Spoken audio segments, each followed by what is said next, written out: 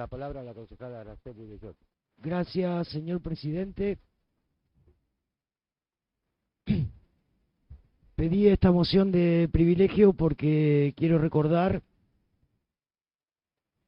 que el próximo viernes 16 de septiembre se cumplirán 67 años del golpe de Estado en contra del entonces presidente Juan Domingo Perón, y también que el 12 de septiembre pasado, que fuera un dirigente muy querido y importante de la fuerza a la que pertenezco, hubiera cumplido 100 años. Y creo que ambos temas se juntan en un punto. Bueno, como todos sabemos, el 16 de septiembre de 1955, un movimiento cívico-militar puso fin al gobierno de Perón, que había llegado al gobierno por segunda vez con el 62% de los votos. Dieron ese golpe en nombre de las instituciones y de la República y se autodenominaron Revolución Libertadora. Desde entonces y durante 18 años Perón debió permanecer en el exilio. El peronismo fue excluido de la vida política.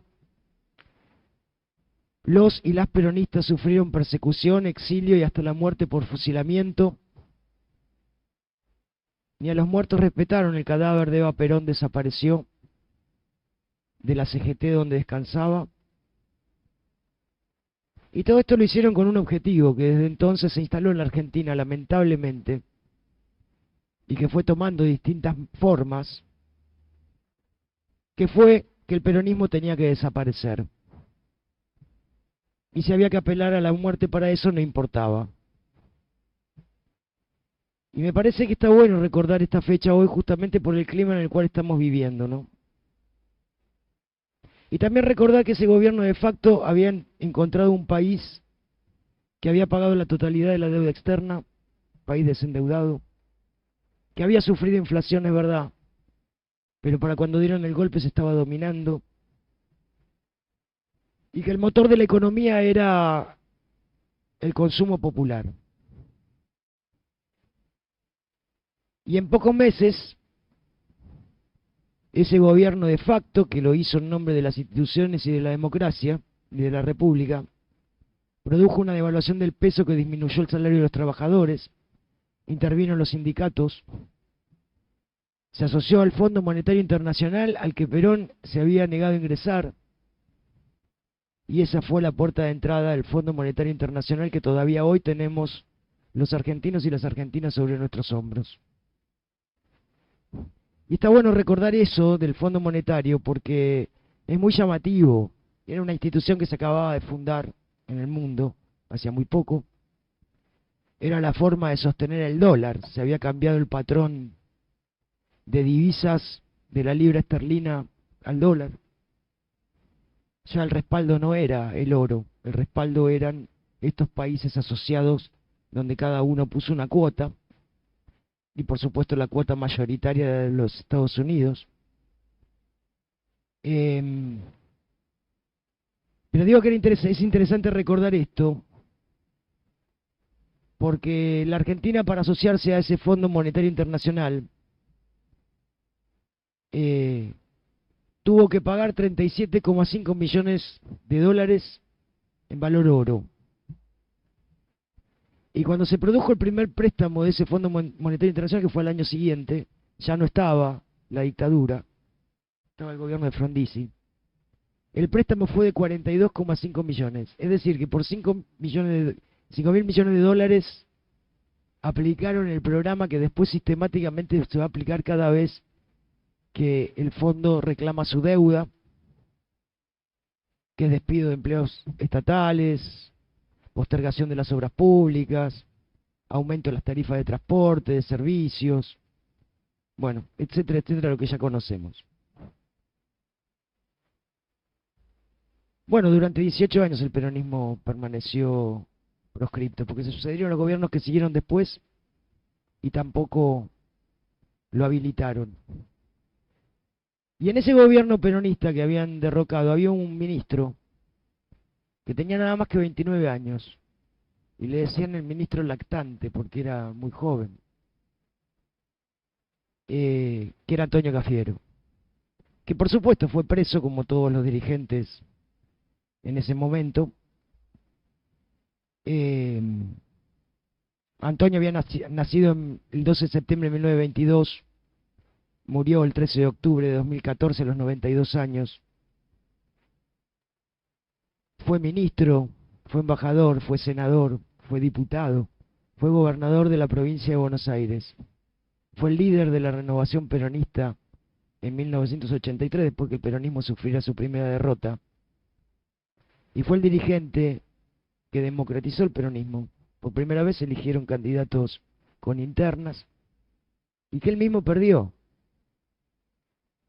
Y que él dijo que bueno, que si él hablaba de la democracia tenía que cumplirla y si había perdido no importa. Fue la interna que ganó Carlos Menem, ¿no? Y antes fue el dirigente peronista que no dudó subirse al balcón de la Casa de Gobierno cuando los militares cara pintada amenazaban la democracia.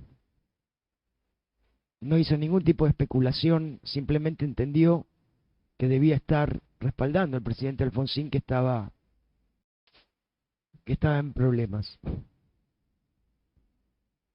Yo tuve el privilegio de trabajar con Antonio Cafiero en los últimos años en el Senado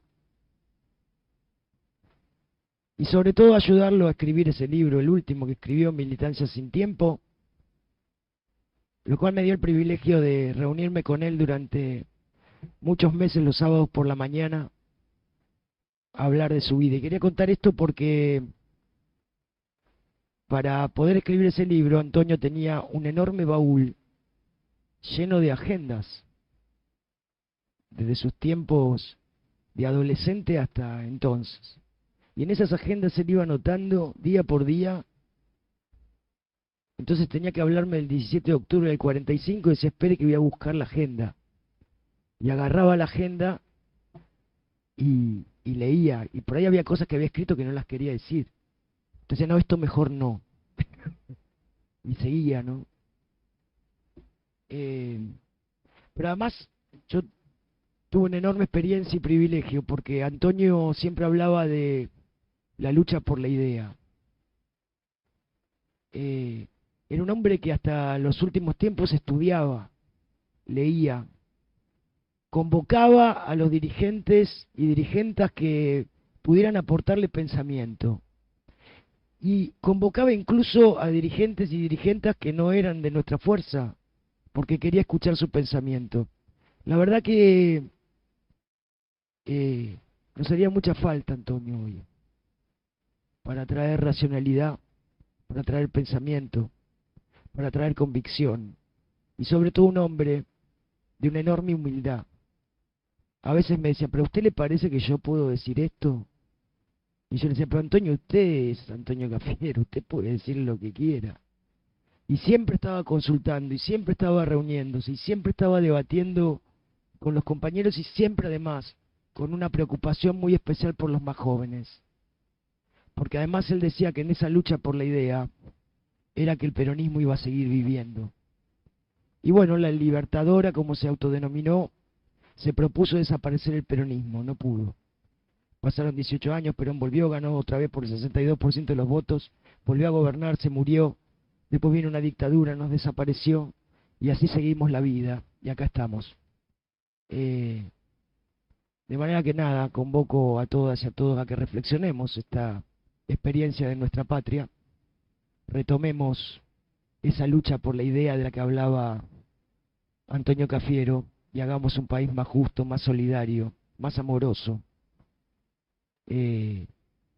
más fraternal, porque no está bueno que al 2022 la democracia otra vez parezca tambalear. No podemos permitirlo, seamos de la fuerza que seamos. Muchas gracias.